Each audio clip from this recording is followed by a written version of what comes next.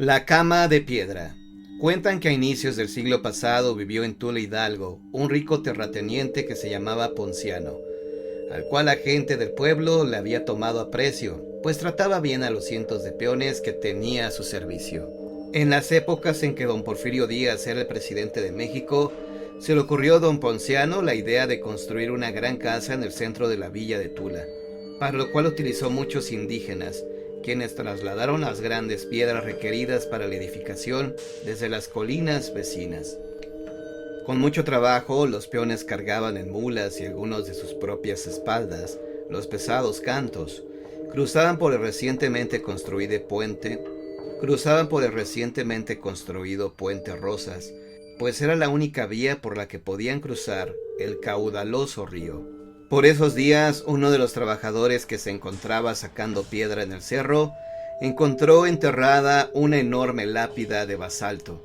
Era larga, en forma de petate, y en su cabecera estaban labradas unas esteras como para apoyar la cabeza. Don Ponciano, quien andaba supervisando los trabajos, se percató del hallazgo y ordenó que inmediatamente llevaran la gran piedra a la casa que estaban edificando. Con gran dificultad los peones trasladaron el canto, que el cacique hizo instalar en la pieza que sería su dormitorio. Con el paso del tiempo, los trabajadores terminaron la hermosa finca que Ponciano habitó solo, pues nunca se casó y tampoco tuvo hijos. Así, el rico solitario hizo suya la cama de piedra, colocándole encima un mullido colchón, y bajo la cual, dicen, enterró decenas de ollas repletas de centenarios, así como otras riquezas, obtenidas por sus productivas siembras y negocios. Las señoras que tenía contratadas como sirvientas contaban a sus vecinas que el cacique era muy celoso con el aseo de su cuarto, y siempre supervisaba personalmente cuando lo limpiaban, y ponía especial atención cuando cambiaban las delicadas sábanas importadas de Europa. Decían que las ocasiones en que salía lejos con 3 cerrojos cerraba la puerta de esta habitación, que siempre despertó curiosidad y de la que se contaban cantidad de historias. Antes de que estallara la revolución, un día cualquiera le llegó la hora a don Ponciano, quien después de varias semanas de enfermedad y convalecencia, perdió la batalla ante la muerte. Su cuerpo fue velado sobre la cama de piedra, tal como él lo había dispuesto entre sus últimas voluntades.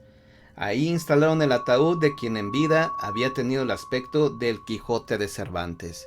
Junto a la caja, las afligidas rezaderas comenzaron a rezar el rosario, en medio de gruesos cirios y olorosas flores, bajo la mirada triste de sus más cercanos mozos. Afuera, una intensa llovizna mojaba las terrosas calles de Tula. Rezaban el tercer misterio doloroso cuando bruscamente se abrió la única ventana del cuarto. Un viento helado entró, apagando todos los cirios que flanqueaban el cuerpo del difunto, y repentinamente los dolientes quedaron en completa oscuridad. En el mismo momento cayó ahí cerca un potente rayo que venía acompañado de un espantoso trueno. La luz de la centella iluminó por unos segundos el cadavérico rostro del difunto adentro de la caja. Todos los que se encontraban junto a los despojos del rico latifundista salieron corriendo a la calle, sin importarles empaparse con la fuerte llovizna. Las casi 50 personas que segundos antes rezaban devotamente se quedaron paradas, como petrificadas, bajo el volado de la gran casa. De inmediato, algunas se despidieron y se fueron titiritando a sus hogares. Solo sus más cercanos peones se acercaron nuevamente al ataúd, encendieron las velas y siguieron con los rezos, aunque sin la guía de las mujeres. Esa noche, pocos de los que fueron testigos del extraño acontecimiento pudieron cerrar sus ojos. Al día siguiente, la noticia más comentada en el pueblo era la espantosa experiencia que habían vivido los dolientes que fueron al velorio de don Ponciano. Algunas de las familias que ese día habían dispuesto ir a la misa de cuerpo presente y después a la sepultura en el panteón de El Huerto, se abstuvieron de formar parte del cortejo, pues sentían un miedo irracional, y eso que ellos no sabían que lo ocurrido en la noche sería poco en comparación a la sorpresa que los vecinos se iban a llevar a plena luz del día. A la 1 de la tarde en la parroquia de San José, Los restos mortales del que acostumbraba dormir en la cama de piedra fueron bendecidos por el sacerdote. Pese al temor, la iglesia se encontraba llena, pues lo mismo acudió gente de alcurnia y abolengo como la plebe. Representantes de ambas clases sociales confirmaron la ecuanimidad de la muerte, que no respeta ni a rico ni a pobre, y cuenta la gente que presenciaron cómo el ataúd de don Ponciano había sido trasladado en hombros desde su casa hasta el frente del altar mayor. El viaje no fue fácil, aseguraban, pues los peones que lo cargaron platicaron que pesaba mucho, cosa que les pareció extraña, ya que a pesar de su fortuna, el difunto no era rico en carnes, aunque sí en huesos. Al término de la misa se reanudó el suplicio de quienes habían sido sus trabajadores, que con dificultad alzaron el negro féretro, a pesar de estar acostumbrados a mover cosas pesadas y realizar trabajos duros. Uno de ellos recordó que el ataúd que ahora guardaba don Ponciano estaba destinado para otra gente, un anciano enfermo, cuyos hijos, cual buitres, esperaban con ansia el desenlace final que no llegaba. Muchos meses atrás, cuando el viejecito enfermó, los que se soñaban herederos mandaron tomar las medidas a su padre. Esto para que el carpintero hiciera una caja exacta y cuando muriera no los tomara desprevenidos y no les cobraran de más. Sin embargo, el negro estuche no fue utilizado y se quedó almacenado en la carpintería llenándose de polvo, hasta que don Ponciano murió. Pues la cosa es que un verdadero viacrucis resultó a los peones conducir los restos de don Ponciano al panteón del huerto, y cuando ya pisaban la entrada del camposanto, una viejecita se acercó al cortejo. Con los ojos humedecidos por el llanto, les pidió a los hombres que le dejaran ver por última vez el rostro de su patroncito. Los peones, sudando la gota gorda, le dijeron que no podían, pues iba a ser muy difícil bajarlo y después volverlo a subir para llevarlo a depositar en la fosa. La sexagenaria mujer se postró frente a ellos y les suplicó que la dejaran despedirse, de frente, el hombre que la ayudó para que no muriera de hambre. Sin embargo, los cargadores no cedieron. Finalmente el sacerdote que iba delante de la lúgubre procesión se percató de la súplica de la mujer y ordenó que bajaran la caja para que le diera el último adiós a nuestro hermano que se había ido al cielo. Los peones obedecieron sin rechistar. Uno de ellos fue a abrir la tapa. Sin embargo, le costó mucho, pues parecía que estaba clavada. Y en el exacto instante en que abrían el féretro, los acompañantes del cortejo quedaron horrorizados, pues en lugar de encontrar el cuerpo del viejo Ponciano, descubrieron piedras, un montón de piedras.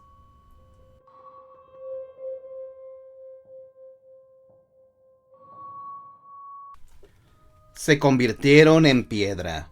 Los ejidos de los pueblos de Santa María Macúa y San Miguel de las Piedras son atravesados por un río que tiene bellos parajes, pero quizá el más increíble es el lugar conocido por los locales como Los Órganos.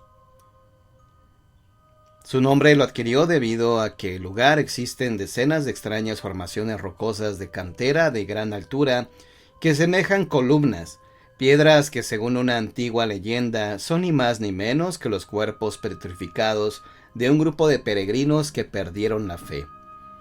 La gente mayor cuenta que hace muchos años caminaban por ese lugar una gran cantidad de gente venida de tierras lejanas, quienes llevaban en peregrinación una milagrosa imagen. La procesión era encabezada por los mayordomos de aquellas tierras, quienes lanzaban cohetones para anunciar su presencia y llevaban flores. Atrás de ellos caminaban hombres y mujeres y niños, e incluso algunos viejecitos trepados en sus burros, que con mucha devoción habían participado en el viaje. Los creyentes llevaban ya semanas caminando y sobre sus rostros se alcanzaba a mirar el cansancio, tanto por la dureza de la jornada como por la intensidad del sol, por lo que al encontrar el ojo del agua los peregrinos se alegraron, pues podrían aliviar su sed y cansancio. Los peregrinos refrescaron sus gargantas con el agua del manantial y descansaron bajo la sombra de los árboles, y cobijados por el bello paraje, surgió la inquietud de regresar a sus hogares.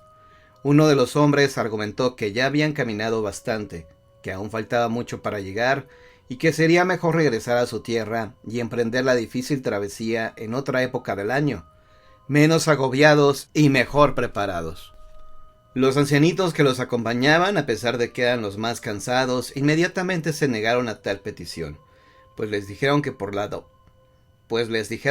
osadía de faltar a una promesa divina, recibirían un grave castigo. Sin embargo, la mayoría desestimaron las palabras de los mayores.